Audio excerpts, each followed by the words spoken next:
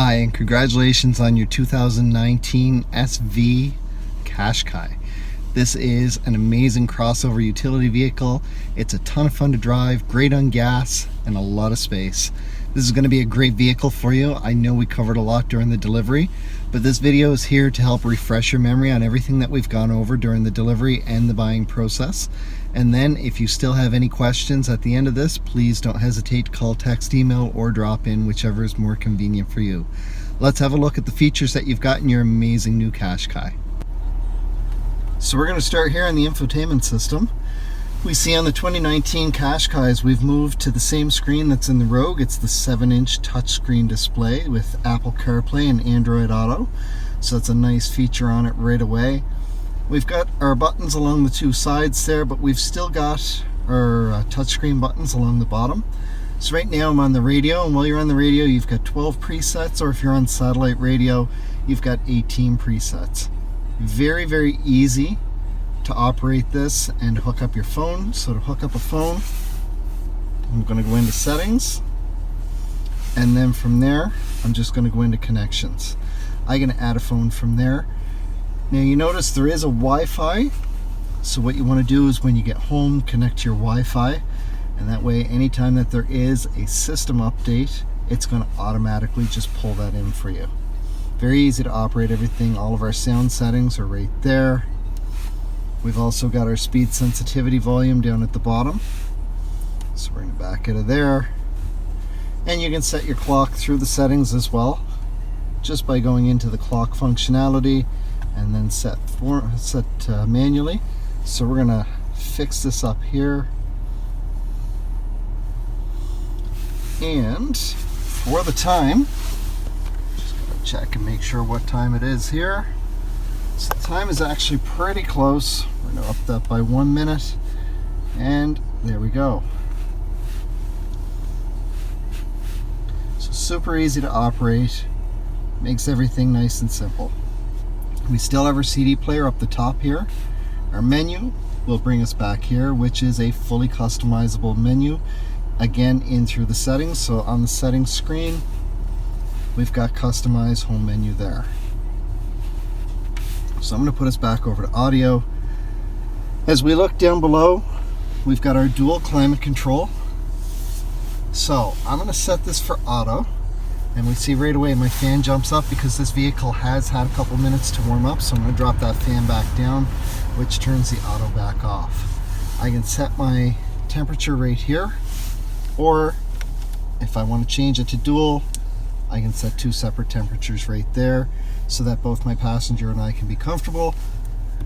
Turn that back off and everything resets back to the driver's side. My mode button will allow me to change where my airflow is going. My fan can be operated here. Modifying either one of those will take auto off as well. Just putting the air strictly up on the front windshield will also turn auto off. So if we do that and drop that back down again, and my rear defrost is over here, and with the rear defrost that's also going to turn on my heated side mirrors. Down below I've got a USB port and an auxiliary port. My USB port down here is what I use to interact with Apple CarPlay and Android Auto.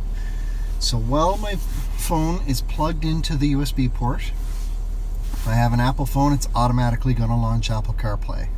If I have an Android phone, I have to first download the Android Auto app from the Google Play Store. It is a free download. Once you have it set up and then connect to there, again, it will automatically launch Android Auto.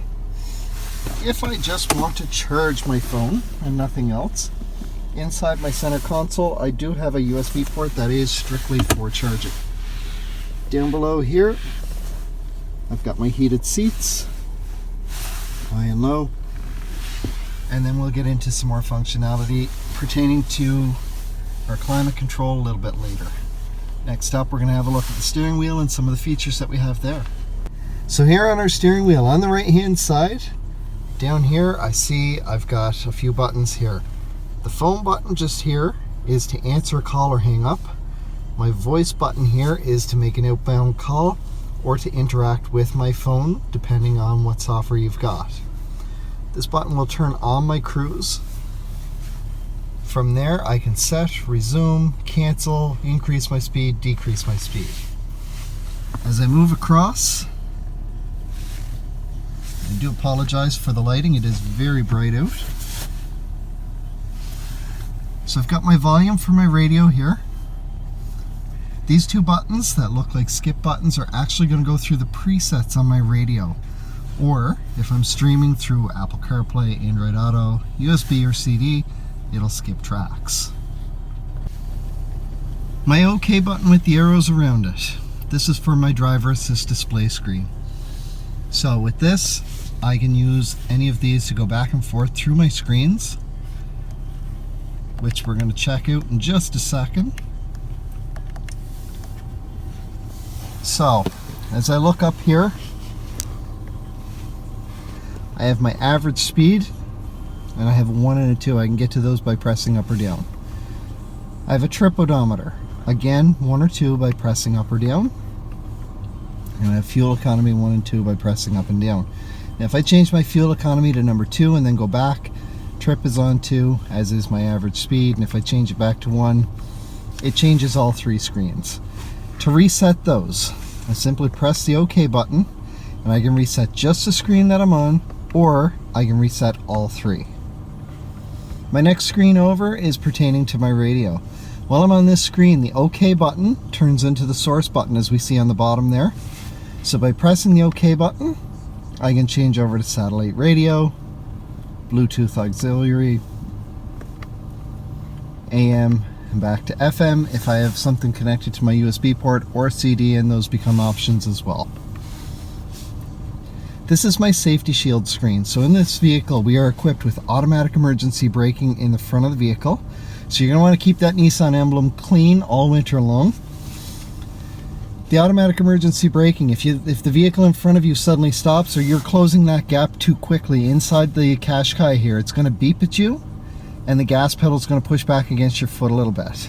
If you do not react fast enough at that point, the beeping will get louder and faster, and if necessary, it's going to start to apply the brake for you. This is to help avoid or minimize an oncoming collision. You are also equipped with pedestrian detection in the front. This utilizes a camera that's up and behind the mirror here. The pedestrian detection is going to work the exact same way, except it's going to happen much faster. And where the automatic emergency braking will start to apply the brake, the pedestrian detection will come to a full stop. You've also got blind spot indicators here and over there on the inside of the vehicle, right up next to your mirrors. There are little LED indicators. When there's a vehicle in your blind spot, it's going to light up and stay lit up a dull orange as long as part of that vehicle is in your blind spot. Now, let's say, for example, the driver's side indicator is lit up, and I signal to go left while it's lit up. That indicator is going to start flashing, and inside the vehicle, it's going to beep at me. The final piece of my safety shield is rear cross traffic detection. So, if the vehicle in reverse and I've got movement behind me within 2 car lengths coming towards me from either side, inside the vehicle here, it's going to beep at me. Also, whichever side the movement is coming from, my blind spot indicator on that side is going to be flashing. Tire pressure shows up on this screen individually for all 4 wheels, as we see there. If you have a low tire, it's going to pop up and tell you low tire pressure. But it's also going to tell you exactly which tire is low and what the exact pressure is. From there, you're just going to go to the garage and start putting air in the tire that needs it. Once the pressure gets to the right pressure, which should be 33 as indicated in the center there, the car horn is going to beep to tell you you're done. If you were to continue putting air in or went to the wrong wheel, when you hit the upper limit, the horn will beep 3 times in succession. At that point, you really are done. Please take the hose off the stem to avoid risking any damage to your tire. This screen here is going to show you when you're in all-wheel drive versus front-wheel drive. Any of the Qashqais that are equipped with all-wheel drive will have this screen as well.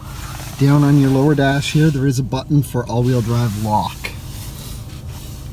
If you have a front-wheel drive, you won't see this on your vehicle. When you're driving, any condition that requires all-wheel drive, so any spot that you need extra power or any traction conditions, whether it's hydroplaning, slippery roads, loose gravel, or anything that causes the front wheels to slip even just a little, you will see where the power on the top level is going to drop down and on the bottom level will start to fill up. Could be a little, or it could be as much as a 50-50 split. This is an automatic feature that will happen all on its own, and you will have all-wheel drive available, so it will kick in as needed up to 145 kilometers per hour. So anywhere that you can legally drive in North America, you have all-wheel drive available. This screen will allow you to review any warnings that you have on your vehicle. So let's say, for instance, if I go back a screen and I'm going to prompt a warning here. So there I have a warning. I can clear this by pressing the OK button on my steering wheel, but my yellow triangle stays here. So now, if I go back to my warning screen, it shows me what my warning was. If you have multiple warnings, you could have low wiper fluid, you could have low tire, and a door that's not fully shut. It will say 1 of 3 in that case, or however many warnings there are, it'll be 1 of whatever. And to go through them, you simply press up or down, and it will scroll through the different warnings. To clear a warning, simply correct the issue. In this case, if I shut the door, the warning goes away. The final screen over is my settings. Now, I'm going to go in and change a couple of settings here. I'm going to go down to Vehicle Settings. By default, Nissan vehicles will automatically unlock the door when you turn the vehicle off, as we see here. Most people prefer that it unlocks when you shift into park, so that's what we're going to do. We're going to go down to here and press OK. From here, we're going to press the back button once. And then we're going to go down to wipers. We're going to turn on speed dependent and reverse link. Speed dependent is when your wipers are on intermittent. As you pick up speed, the wipers will move a little bit faster. Reverse link is for when you have your front wipers on but your back wipers are not, and then you put the vehicle in reverse. Even though that back wiper is not on and the front ones are, that back wiper is going to make a pass on the window to clear it off for you. Now we do have another feature down here which is currently turned off by default. It's called Rear Door Alert. This is a new feature for Nissan. They started introducing it last year on the Pathfinder, and in 2019 it's on just about every vehicle that we have. This is a great feature if you're going to have stuff in the back seat on a regular basis. So the way that this works is there is a sensor in the door that when you open the door, it picks up the fact that you've opened the door. Once you start the vehicle and you start driving, when you get where you're going and you turn the vehicle off, if you do not open that back door again to take out whatever you put in there, whether it's groceries, something from shopping, an animal, a child, whatever the case may be, when you start to walk away, the horn is going to start to beep, and it's going to beep 3 times in succession, and then wait, and then it's going to do the same thing again. That's letting you know that you have forgot something in the vehicle, and that's if it's set to horn and alert. So we're just going to leave that as is for now. Those are the only settings I typically change on a vehicle. However, I do recommend that you play with the settings. Don't worry about messing anything up, because the 3 that I set, I've just shown you how to do. And at the very bottom, we have a factory reset. Next up, we're going to check out some of the buttons down on the dash and go over what they're for. Alright, so down here we have a couple buttons. We're going to leave the traction control for last. This button here, so your vehicle is equipped with lane departure warning and lane departure intervention. Lane departure warning is going to be on all the time. It utilizes that camera for the pedestrian detection so that it's picking up the lines on either side of you, and if you start to drift out of your lane, it's going to beep at you. If we turn this on, that's your lane departure intervention. When I turn this on here, I get a light. Also up on the dash, I see up here the same icon that looks like this. So now when I start to hit the lines on the side of the road as I'm drifting, not only is it going to beep at me inside the vehicle, whichever way I'm drifting, so if I'm drifting right, it will tap the front left wheel brake or vice versa from the other side, so that it pulls me back into my lane. This is to help prevent you from coming out of your lane and either going off the road or into the lane beside you. This button down here is for my heated steering wheel. When that turns on, it will stay on for up to 30 minutes. We talked about our all-wheel drive lock. So if I push this, and then I look up here, I see AWD lock. That will keep all-wheel drive locked in up to 40 kilometers per hour. Once I get to 40, that lock is going to come off, and it's going to drop down to front-wheel drive. But as we've already mentioned, all-wheel drive will kick in as needed up to 145 kilometers per hour. The last button over here is our Eco button. So when I push this down below my park indicator, in green, I see the word Eco. So I'm going to turn that back off. Eco is to help you get better fuel economy. I do recommend being cautious about this in terms of pulling away from a dead stop or trying to get out and around somebody in a hurry. When doing so, it's going to feel a little sluggish when you're in Eco mode. Otherwise, you're never going to know that you're in Eco mode aside from your gas going further. Now back to the traction control. You are in an all-wheel drive vehicle if you're equipped with all-wheel drive. If that's the case, even when it's not, I recommend just leaving this button alone unless you're familiar with driving with the traction control off. When you turn off the traction control, so I'm going to push this, and we just heard a beep, and it's telling me some of the features are currently unavailable. So traction control is now off. But if I look over here, down below here, I see two things. Two vehicles colliding. This means that my automatic emergency braking and my pedestrian detection have been disabled. My lane departure warning and intervention is also disabled, which is what the thing on the center screen meant when it said currently unavailable. And this vehicle is equipped with rear emergency braking. So if you're backing up and there is an object behind you, this will hit the brakes to prevent you from hitting that object and leave a bit of foot clearance. By turning off the traction control, we've also disabled that. So now, if I turn my traction control back on, we see the traction control button goes away, but everything else has gone away too because I've now re-enabled everything. So a couple final things. First, this vehicle is equipped with remote start from the factory. So we've got our panic button, we've got our unlock and our lock. To work your remote start, you're going to hit the lock button and then hold this top button for 5 seconds. And once you do that, it will remote start your vehicle from up to 200 feet away. You want to leave about a half a second to a second gap in between when you hit the lock and when you hit this button. Once it's remote started, it will run for up to 10 minutes. You do need to physically engage the vehicle in order to keep it running at that point. And to do so, you just hop inside, and right up on the driver assist display, it will tell you foot on the brake and then push the start button. If you're running behind and need to extend this, do the exact same thing. Hit the lock, hold this for 5 seconds. It will add 10 minutes to the count from wherever you're at.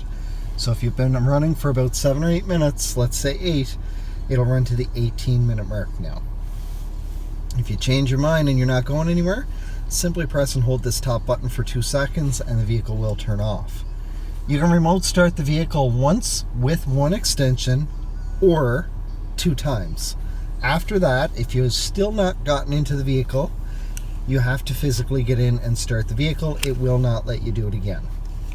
When you remote start your vehicle, if it is below 3 degrees Celsius outside and your engine is cold, regardless of what you've got set here for your climate control, all of your airflow is going to go up on your windshield and your 2 front side windows. It's also going to turn on the rear defrost automatically, which will activate the heated side mirrors, and it's also going to turn on the heated steering wheel. Now, if you've left your heated seat in an on position, it will start that up as well. So by the time you get out to your vehicle after 7 or 8 minutes, your windows should be mostly clear or cleared off. Your steering wheel will be warmed up and your seat will be started to warm up as well, all with the remote start. Now, because we have a key fob there is a battery inside of this. That battery is eventually going to die. Your first indication is going to be that you're going to get in, and right up here in the driver's assist display, it's going to say incorrect key ID. When that happens, let the message go away, put your foot on the brake and start it again, and it'll start. If you hit a point that the key fob is dead, inside your key fob, if we move this little switch over, there is a key for the driver's side door. That key will allow you into the vehicle. From there, you're going to take the Nissan emblem on your key fob, put it directly against the start button, and use that to push in your start button. That will still start your Qashqai for you. From there, you're going to want to go get a new battery. They are very inexpensive. The dealership will do it for you, or you can do it yourself by simply popping the key out. And then the two recessed areas on either side, over here or over here, get something small in there, give it a little twist, that'll pop open. Inside, there is a battery. It looks like a watch battery. It's a little bit bigger. There's a number on that battery. That number is your battery size. From there, just replace it with one of the same size, and you're good to go. The final thing that I want to mention is you do have an intelligent key system. So if I look at the Qashqai across from me, I see a little button on the handle. So that button is on each of the front handles of your SV Qashqai. As long as I have the key fob on me, I can walk up to my vehicle and just push that button. The key fob needs to be within 3 feet of the door that I'm at. One push on that button on the handle is going to unlock just the door that I'm at. A second push will unlock the entire vehicle. There is a setting in your settings that you can change it so that one push unlocks the whole thing. Once you get out and all the doors are shut, one push will lock the whole vehicle. It's a great feature because my key fob never comes out of my pocket except to remote start my vehicle. Congratulations again on your 2019 SV Qashqai. I know this is a great vehicle. I know you're going to have a lot of fun with this, and it's going to be a great vehicle for you. I hope this refreshed your memory on everything that we've gone over. Again, if you still have any questions, or if at any point you have any questions, please don't hesitate to call, text, email, or drop in. I'm more than happy to answer any questions that you have, as are my colleagues. I hope you enjoy the vehicle as much as I know you will, and I look forward to dealing with you when it's time for the next one.